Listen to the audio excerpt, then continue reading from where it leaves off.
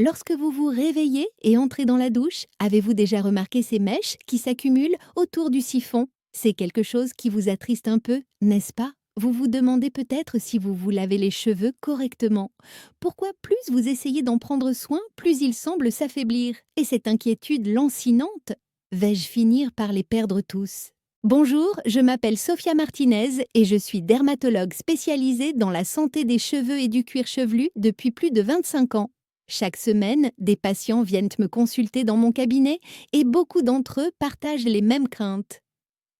Docteur, me disent-ils, je pense que je mène un combat perdu d'avance. Ma mère avait les cheveux clairsemés, ma grand-mère aussi. Je vois que cela m'arrive maintenant. Ils décrivent de comment ils se tiennent devant le miroir de leur salle de bain, observant leurs lignes capillaires changer, se sentant impuissants face à ce qui semble inévitable.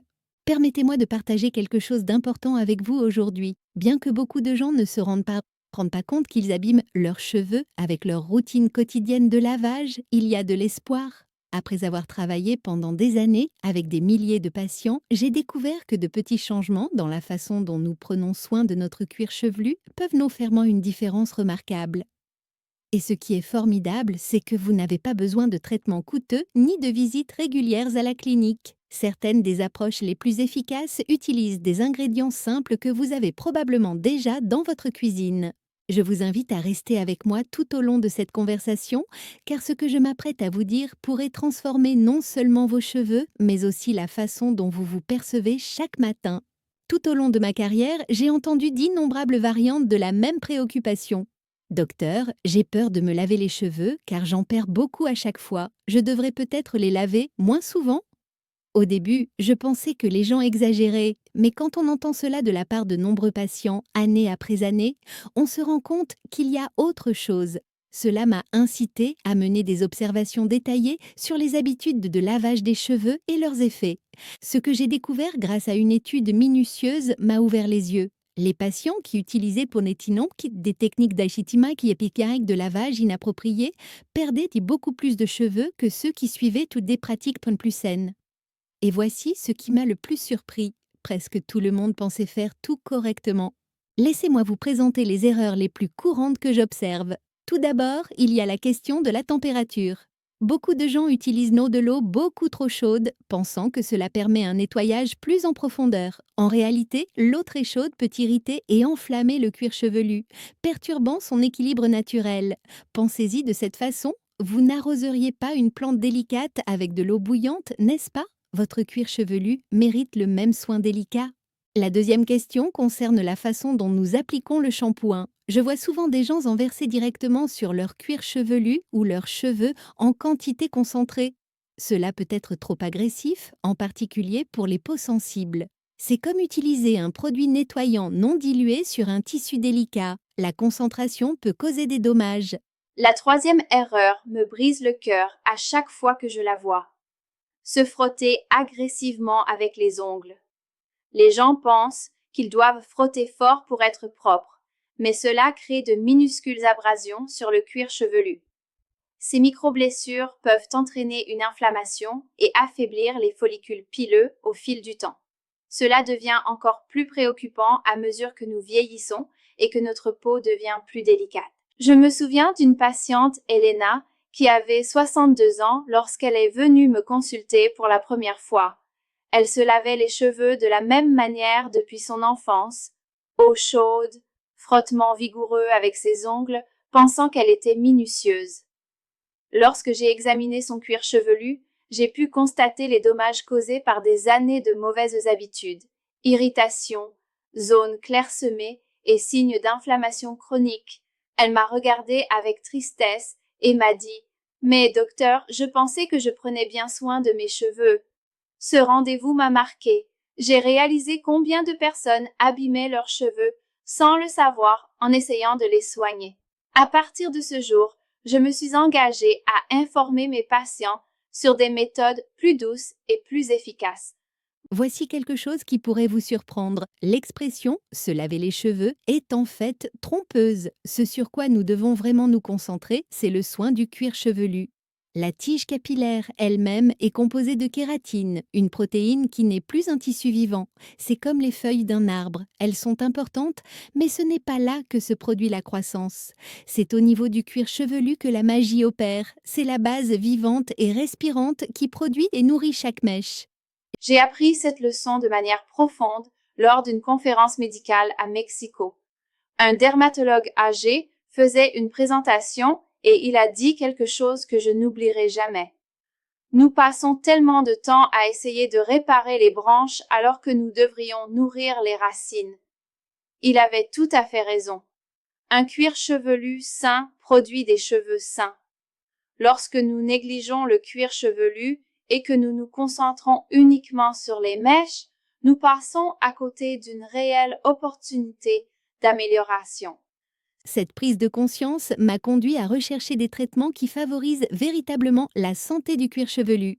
Cela m'amène à un sujet qui peut sembler inhabituel au premier abord, les bienfaits remarquables de la caféine pour la croissance des cheveux. Je sais ce que vous pensez? Docteur, vous voulez que je mette du café sur ma tête? J'ai eu la même réaction lorsque j'ai découvert ces recherches, mais les données scientifiques sont très convaincantes. Il y a plusieurs années, j'ai assisté à un symposium de dermatologie où des chercheurs ont présenté des données fascinantes sur l'application topique de caféine. Les études ont montré que la caféine, lorsqu'elle est appliquée sur le cuir chevelu, peut réduire considérablement la chute des cheveux et même favoriser leur repousse. Le mécanisme est assez élégant. La caféine contribue à améliorer la circulation sanguine vers les follicules pileux, apportant ainsi plus de nutriments et d'oxygène là où ils sont le plus nécessaires. J'ai décidé de recommander cette approche aux patients volontaires, toujours avec des conseils appropriés et des attentes réalistes. Pendant 6 mois, j'ai suivi les progrès de 40 patients qui ont intégré des traitements à la caféine dans leur routine. Les résultats ont été encourageants. La majorité d'entre eux ont constaté une réduction de la chute et une amélioration de la densité capillaire. Un cas particulier est celui de Roberto, un enseignant de 58 ans qui souffrait d'un amincissement progressif de ses cheveux depuis des années. Il était sceptique, mais prêt à essayer. Après 4 mois d'application régulière de caféine, il est venu à son rendez-vous de suivi rayonnant. Docteur, ma femme ne cesse de me dire que mes cheveux semblent beaucoup plus volumineux. Même mes élèves l'ont remarqué. Son enthousiasme était contagieux et a renforcé ma conviction quant à l'efficacité de ce traitement simple et accessible. Alors, comment utiliser efficacement la caféine? La méthode est simple. Préparez un café noir fort, un café ordinaire, rien d'extraordinaire. Laissez-le refroidir complètement à température ambiante. À l'aide d'un vaporisateur ou d'une méthode d'application douce, appliquez le café sur votre cuir chevelu environ 20 minutes avant votre lavage habituel.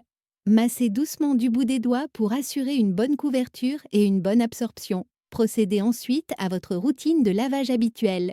Il est important de noter que cela doit être fait uniquement avec du café froid ou à température ambiante. Le café chaud pourrait brûler ou irriter le cuir chevelu, ce qui serait contre-productif. Et n'oubliez pas que la régularité est essentielle. Une utilisation occasionnelle ne produira pas les mêmes bénéfices qu'une application régulière. Ce que j'aime dans cette approche, c'est son accessibilité. Il ne s'agit pas de sérum coûteux ou de traitement sur ordonnance. C'est quelque chose que presque tout le monde peut essayer en toute sécurité à la maison, en utilisant un ingrédient que l'on trouve dans la plupart des cuisines. Permettez-moi maintenant de vous faire part d'une autre découverte qui a aidé d'innombrables patients, le pouvoir protecteur des huiles naturelles. Cette connaissance m'a été transmise par l'une de mes patientes les plus mémorables, Carmen, une femme de 71 ans aux cheveux remarquablement sains. Lorsque je l'ai complimentée à ce sujet, elle a souri et m'a répondu « Mon secret n'est pas vraiment un secret. Ma mère m'a appris à utiliser un peu d'huile avant le lavage et sa mère le lui avait appris. Nous faisons cela depuis des générations. » Au début, je pensais qu'il s'agissait simplement d'une croyance populaire, mais plus j'ai fait des recherches, plus je me suis rendu compte qu'il y avait une base scientifique solide derrière tout cela. Vous voyez, nos cheveux ont une couche protectrice naturelle. Chaque fois que nous les lavons, nous éliminons une partie de cette protection. Lorsque nous sommes jeunes, notre cuir chevelu reconstitue rapidement ces huiles naturelles.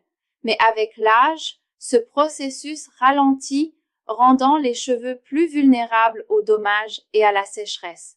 C'est là que l'utilisation stratégique d'huile naturelle prend tout son sens. Lorsque vous appliquez de l'huile sur vos cheveux avant de les laver, plusieurs effets bénéfiques se produisent. L'huile forme une barrière protectrice qui empêche le shampoing agressif d'éliminer trop d'humidité naturelle des cheveux. Elle aide également à sceller la cuticule du cheveu, réduisant ainsi les frisottis et les cassures. De plus, de nombreuses huiles naturelles contiennent des vitamines et des acides gras qui nourrissent la tige capillaire. Les deux huiles que je recommande le plus souvent sont l'huile d'argan et l'huile de noix de coco. L'huile d'argan est particulièrement riche en vitamine E et en acides gras, ce qui la rend excellente pour les cheveux matures ou abîmés. L'huile de noix de coco a une structure moléculaire unique qui lui permet de pénétrer plus efficacement dans la tige capillaire que beaucoup d'autres huiles, offrant ainsi un conditionnement en profondeur. La méthode d'application est importante. Prenez une petite quantité, environ la taille d'une pièce de 10 cents pour les cheveux courts et d'une pièce de 5 cents pour les cheveux plus longs. Réchauffez-la entre vos paumes, puis appliquez-la du milieu des cheveux jusqu'aux pointes. Ceci est crucial. Évitez d'appliquer l'huile directement sur le cuir chevelu, sauf si cela vous a été spécifiquement conseillé par un dermatologue, car cela pourrait obstruer les follicules chez certaines personnes. Laissez l'huile agir pendant 15 à 20 minutes avant de vous laver les cheveux comme d'habitude. Je me souviens de Maria, une architecte de 55 ans qui est venue me consulter, frustrée par ses cheveux cassants et fragiles. Après avoir intégré des traitements à l'huile avant le lavage 2 fois par semaine, elle est revenue 2 mois plus tard avec une attitude complètement différente. Docteur, je peux enfin passer mes doigts dans mes cheveux sans qu'ils ne cassent. Ils sont à nouveau vivants. Ces transformations ne me lassent jamais. Elles me rappellent pourquoi j'aime mon métier. Même avec des traitements au café et une protection à l'huile, la façon dont vous lavez vos cheveux reste extrêmement importante. Laissez-moi vous guider à travers la technique que j'ai perfectionnée au fil de décennies de pratique. La température de l'eau est votre point de départ. Visez une température tiède, suffisamment agréable pour que vous puissiez y tenir votre poignet indéfiniment sans inconfort. Avant d'utiliser le shampoing, rincez soigneusement vos cheveux et votre cuir chevelu pendant au moins 1 à 2 minutes. Ce rinçage initial élimine une quantité surprenante de saleté, de résidus de produits et d'excès de sébum. Lorsque vous passez au shampoing, ne l'appliquez jamais directement sur votre cuir chevelu. Versez plutôt une petite quantité dans votre paume. En général, une quantité ne dépassant pas la taille d'une pièce de monnaie suffit. Ajoutez un peu d'eau et faites mousser le produit entre vos mains. Cette dilution permet de répartir le produit de manière plus uniforme et évite une concentration trop importante sur une zone particulière. Vient ensuite la partie la plus importante, la technique de massage. À l'aide de vos doigts uniquement, jamais de vos ongles, faites pénétrer le shampoing moussant dans votre cuir chevelu en effectuant de légers mouvements circulaires. Commencez par le front et remontez vers le sommet du crâne. Déplacez-vous des tempes vers le centre. N'oubliez pas la zone derrière vos oreilles et la nuque. Chaque section doit bénéficier d'un massage doux d'environ 15 secondes. Pour les cheveux eux-mêmes, laissez simplement la mousse couler pendant que vous rincez. Il n'est pas nécessaire de frotter ou de froisser les mèches car cela peut provoquer des nœuds et des cassures. L'eau savonneuse qui coule suffit à nettoyer la tige capillaire. Le rinçage est tout aussi important que le lavage. Je recommande de passer au moins 2 fois plus de temps à rincer qu'à appliquer le shampoing. Les résidus laissés sur le cuir chevelu peuvent entraîner des irritations, des démangeaisons et même une augmentation de la chute des cheveux. Assurez-vous que tout le produit est complètement éliminé. Si vous utilisez un après-shampoing, appliquez-le uniquement sur les longueurs et les pointes en évitant complètement le cuir chevelu. Laissez agir pendant 2 à 3 minutes pendant que vous terminez votre douche, puis rincez abondamment. Un dernier rinçage à l'eau légèrement plus froide peut aider à refermer les cuticules des cheveux et à leur donner de la brillance. Un patient, Thomas, un comptable de 60 ans, m'a dit après avoir adopté cette méthode « Docteur, j'ai eu des problèmes de cuir chevelu toute ma vie d'adulte. Démangeaisons, desquamations, irritations. Depuis que j'ai commencé à me laver les cheveux de cette façon, tout est résolu. J'aurais aimé le savoir il y a 30 ans. » Maintenant, abordons un sujet que j'entends presque tous les jours. Docteur, la perte de cheveux est héréditaire dans ma famille. Je ne peux rien y faire, n'est-ce pas? Cela me déconcerte à chaque fois car ce n'est tout simplement pas vrai. Oui, la génétique joue un rôle dans les schémas de perte de cheveux, mais ce n'est pas tout. Les recherches montrent systématiquement que les facteurs génétiques ne représentent qu'une partie des cas de perte de cheveux. Le reste, il est influencé par la façon dont nous prenons soin de nos cheveux, notre état de santé général, notre niveau de stress et nos habitudes quotidiennes. J'ai vu cela se produire d'innombrables fois dans mon cabinet. Prenez l'exemple des frères Ramirez, 3 frères, mêmes parents, même prédisposition génétique. Pourtant, leur chevelure a évolué de manière très différente. L'aîné, qui a commencé à prendre soin de son cuir chevelu à titre préventif dès la trentaine, a conservé une chevelure fournie jusqu'à la soixantaine. Le frère cadet, qui a négligé ses cheveux, a vu sa chevelure s'éclaircir considérablement à l'âge de 45 ans. Le plus jeune, qui s'est préoccupé très tôt de ses cheveux après avoir vu ce qui était arrivé à ses frères, a réussi à éviter une perte importante. Cela illustre parfaitement mon propos. Vos gènes peuvent charger le pistolet, mais ce sont vos habitudes qui appuient sur la gâchette. Vous avez plus de contrôle que vous ne le pensez. Permettez-moi de résumer les pratiques clés dont nous avons discuté et qui peuvent faire une réelle différence. Tout d'abord, le traitement à la caféine. Appliquez du café refroidi sur votre cuir chevelu 20 minutes avant de vous laver les cheveux. Cette étape simple peut améliorer la circulation et renforcer les follicules.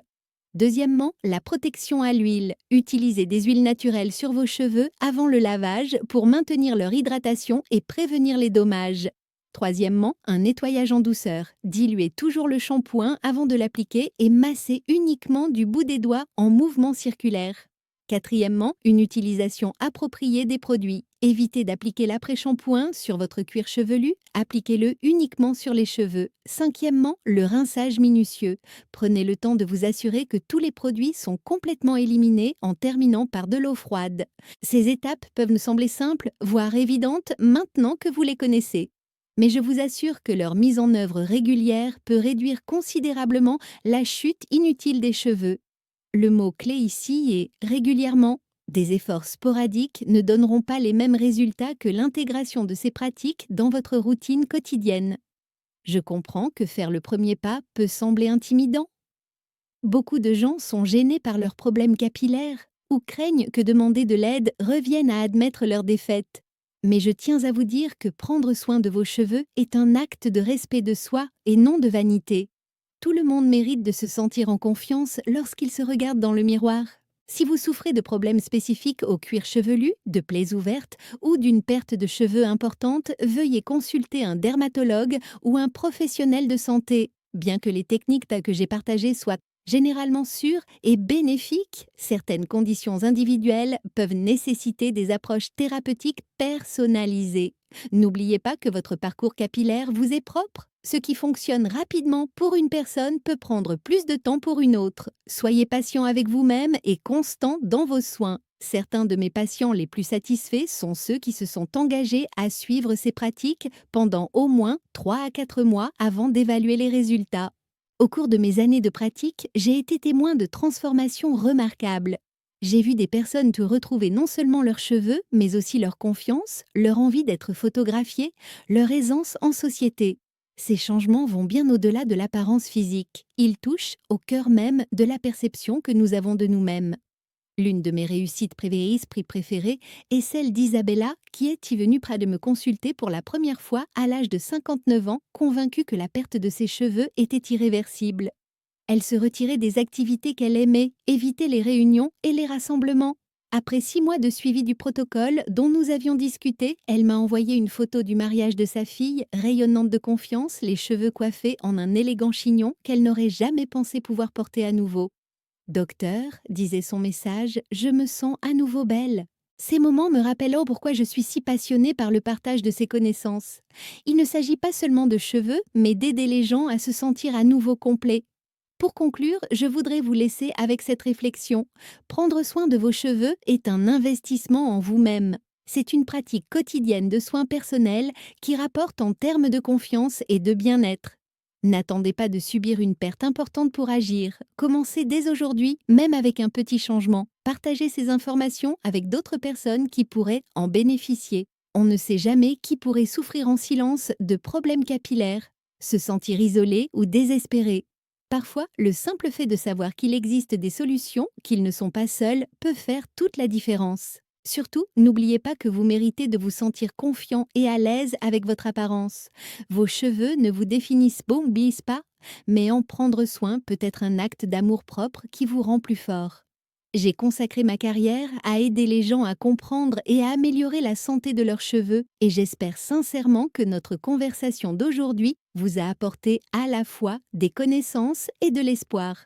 Merci de m'avoir accompagné dans cette aventure. Puissiez-vous aller de l'avant avec confiance, armé des outils nécessaires pour prendre soin de vos cheveux et de votre cuir chevelu de manière à obtenir des résultats tangibles. Je vous souhaite des cheveux plus sains et plus heureux pour l'avenir.